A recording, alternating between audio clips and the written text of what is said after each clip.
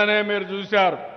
ఒక తెలుగు బిడ్డ దొమ్మరాజు గుకేష్ 18 సంవత్సరాల వయసుండే వ్యక్తి ప్రపంచ ఛాంపియన్ అయ్యాడంటే అది తెలుగు జాతిలో ఉండే ఆత్మవిశ్వాసం అని చెప్పి కూడా నేను మీకు తెలియజేస్తున్నా. అలాంటి టాలెంట్స్ ఉన్నాయి మన దగ్గర. మెరికల్ లాంటి యువతున్నారు.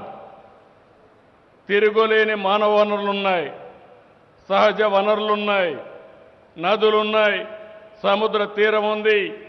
ఇవన్నీ కూడా మనం కానీ సక్రమంగా ఉపయోగించుకుంటే ఏదైనా సాధ్యం అనేది నా ఉద్దేశం.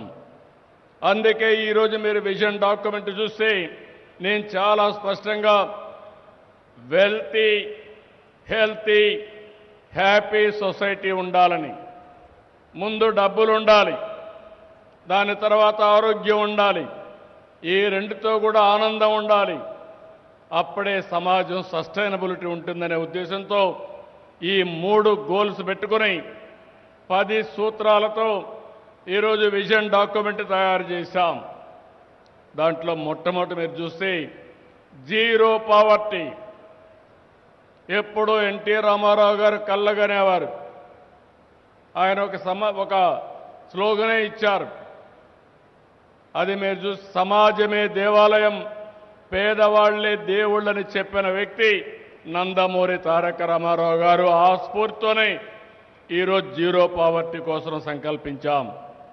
రాబోయే 5 ఏళ్లలో ముందు జీరో పావర్టీ, ఎవ్వరు కూడా పేదరికంలో లేకుండా తలసరి ఆదాయం పెంచే కార్యక్రమానికి శ్రీకారం చుట్టాం. సంక్షేమ కార్యక్రమాలు అందిస్తాం. అదే సమయంలో వారి కుటుంబంలో ఉండే శక్తి సామర్థ్యాలు చూసుకుని ఏ విధంగా ఆర్థికంగా పైకి తేగలుగుతామో ఒక కార్యక్రమానికి రూపకల్పన చేస్తున్నాం. ఈరోజు ఇక్కడుండే మీరంతా రాష్ట్రంలో అందరూ ఆలోచించాలి. పబ్లిక్ ప్రైవేట్ పార్ట్నర్షిప్ ఉంది. ఈరోజు మనందరం కూడా సెల్ ఫోన్లు వాడుతున్నారు. మీరందరూ సెల్ ఫోన్స్కి యూజర్ ఛార్జెస్ పే చేస్తున్నారు. ప్రైవేట్ వ్యక్తులు దాన్ని రన్ చేస్తున్నారు, గవర్నమెంట్ కూడా రన్ చేస్తున్నారు. కానీ దానివల్ల ప్రతి ఒక్కరికి మెరుగైన టెలికాం సర్వీస్ ఇచ్చే పరిస్థితికి వచ్చారు. అదే పబ్లిక్ ప్రైవేట్ పాలసీలో కొంతమంది పెట్టిన వాళ్ళకు కూడా కొద్దిగా ఆదాయం వచ్చే పరిస్థితి వచ్చింది. ఒకప్పుడు టెలికమ్యూనికేషన్ మీరు చూస్తే లైట్నింగ్ కాల్ అంటే 1 వారం పట్టేది. ఆ రోజు నేను ఆలోచించాను, చైనాలో మీరు చూస్తే సెల్ ఫోన్స్ వచ్చాయి.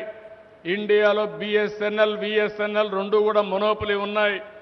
ఒకటి ఇంటర్నేషనల్ కాల్స్, ఒకటి వచ్చి డొమెస్టిక్ కాల్స్. అక్కడి నుంచి నేను అన్ని ప్రధానమంత్రులందరితో కూడా ఎప్పటికప్పుడు ఫైట్ చేశాను. కడాన వాజ్పేయి గారు నేను చెప్పింది విన్న తర్వాత ఆయన టాస్క్ ఫోర్స్ వేశారు. నేనే ఆ రోజు